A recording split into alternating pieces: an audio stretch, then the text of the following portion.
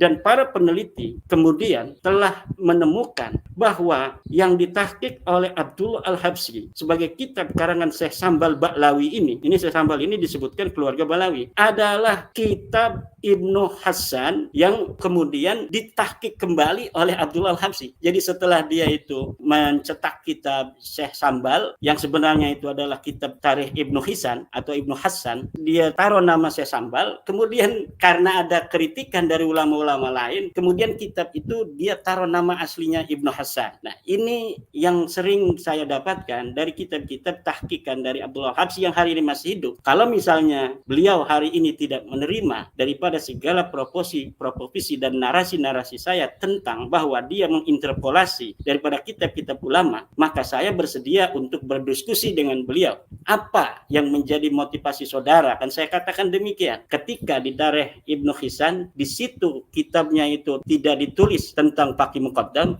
tapi kemudian Anda menulis Faqih Muqaddam. Padahal kitabnya itu tidak ada nama Faqih Muqaddam.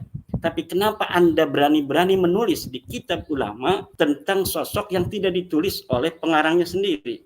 Nah, ini saya katakan bahwa kullu riwayatin an nasabin wa tarikhi Ba'alawi muttaham bil kadzib. Kullu riwayatin min ulama Ba'alawi bin nisbah li tarikhihim wa nasabihim muttahamun bil kadzib. Setiap riwayat dari Ba'alawi tentang sejarah mereka, tentang nasab mereka, itu harus dicurigai kedustaan. Kenapa? Karena beberapa contoh telah mengajak kita untuk berkesimpulan seperti itu. Sulit kita untuk tidak berkesimpulan bahwa mereka sengaja berbohong dalam sejarah dan nasab mereka. Karena kitab-kitab yang ada hari ini kita baca, dan kalau ini akan ada pertemuan para profesor sejarah, kita bisa buktikan kitabnya itu puluhan kitab yang karya dari Ba'alawi itu semuanya adalah tidak masuk dalam derajat ilmiah. Kutipan-kutipan yang dusta banyak sekali.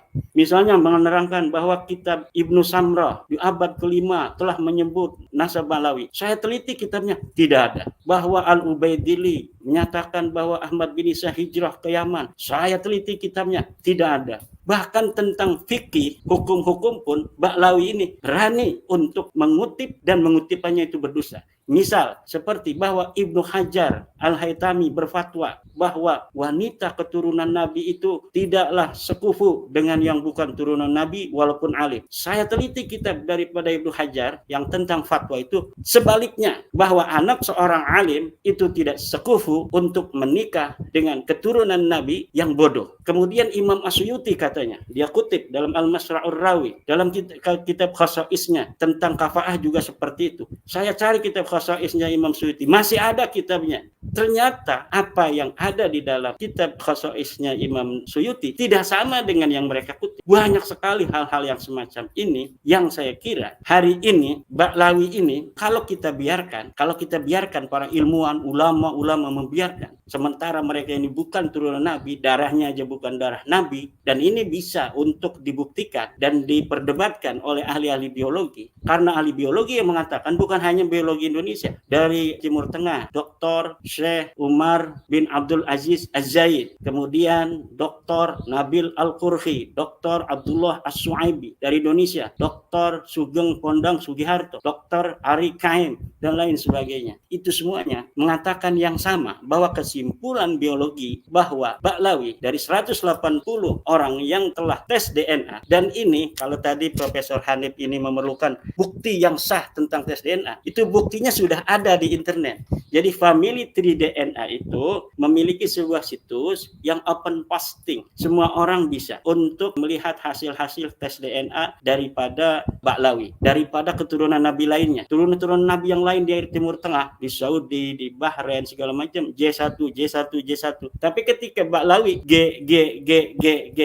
Kemudian ada keterangan dari para pakar-pakar di Family Tree DNA itu, bahwa Michael Hammer misalnya, J adalah turunan Ibrahim, baik dari Ismail maupun dari Israel. Kalau orang yang hari ini mengaku sebagai keturunan Nabi, maka pertama dia harus memiliki haplogrup J, kemudian baru ditilik apakah dia J-nya ini J ke Ibrahimi, apa kemudian Ibrahimnya ini apakah Ismaili, apakah dia ini ke Israeli, atau orang-orang Yahudi keturunan Nabi Ibrahim hari ini. Nah, kalau misalnya Ba'alawi ini G itu memang Yahudi, tapi bukan Yahudi keturunan Nabi Ibrahim, tetapi orang-orang dari Khazaria di Kaukasus yang kemudian memeluk agama Yahudi, kemudian hari ini mereka mendominasi daripada orang-orang Yahudi. Kemudian tentang mantiki istiqra'i ya. Nah, saya setuju dengan Prof bahwa memang kita harus meningkat ini dari mantiki yang hanya bicara tentang mafil dhihni untuk meningkat kepada mafil kaun agar bisa diverifikasi. Kemudian kita akan tahu setiap proposisi, pernyataan, narasi itu tidaklah langsung kita telan mentah-mentah taken for granted, tetapi juga harus diverifikasi. Ketika seorang mengatakan bahwa saya kemarin habis dari Jakarta dalam acara misalnya makan bersama Presiden Jokowi, buka bersama Presiden Jokowi, kalau misalnya dia itu ngomong di kampungnya dengan teorinya Ba'lawi, ini harus dipercaya karena itu adalah sebuah kalimat, sebuah pernyataan. Apakah dia benar telah buka bersama Pak Presiden Jokowi atau tidak, itu tidak penting verifikasinya. Yang penting pernyataannya dan siapa yang mengatakannya. Kebetulan yang mengatakan seorang kiai, apalagi misalnya profesor, doktor, kiai haji mengatakan saya kemarin bertemu Jokowi. Ternyata bohong. Kenapa? Karena tidak diverifikasi. Tapi kalau misalnya setiap pernyataan diverifikasi, buktinya mana Pak Kiai? Oh, ini buktinya foto saya dengan Pak Jokowi. Ini di mejanya ada Pak Prabowo. Di sini ada Airlangga Hartarto. Ya, dari PKB nggak ada yang datang misalnya. Karena kemarin waktu itu tidak diundang dalam buka bersama, atau dari PDI PKB tidak hadir. Nah, ini berarti kalau ada bukti-bukti sejaman itu, baru itu sebuah narasi proposisi itu dapat dikatakan itu sebuah kebenaran. Tapi apapun itu, saya terima kasih sekali kepada Profesor Dr. Hanif Sahal Ghafoor yang telah memberikan catatan-catatan. Tapi yang saya tangkap daripada Profesor Hanif Sahal Ghafoor, sebenarnya beliau juga ingin membuktikan betul tidak apa sih data yang dipunyai, dokumen apa dari Ba'lawi ini tentang kesahihan nasab mereka. Dan sampai hari ini Prof, mereka tidak mengijabah daripada permintaan kita untuk berdiskusi, untuk melakukan tes DNA dan lain sebagainya. Nah, untuk itu sekali lagi tanpa mengurangi intelektual multi, kita menyatakan bahwa nasab mereka itu adalah nasab yang palsu, maudhu'un, munqati'un, batilun, dan haram untuk mengakuinya. Siapa saja orang yang mengakui dari nasab Ba'lawi dengan segala 1000 hujah yang telah ada bahwa mereka itu tidak terbukti sebagai turunan Nabi, maka dia telah menyakiti daripada Rasulullah SAW.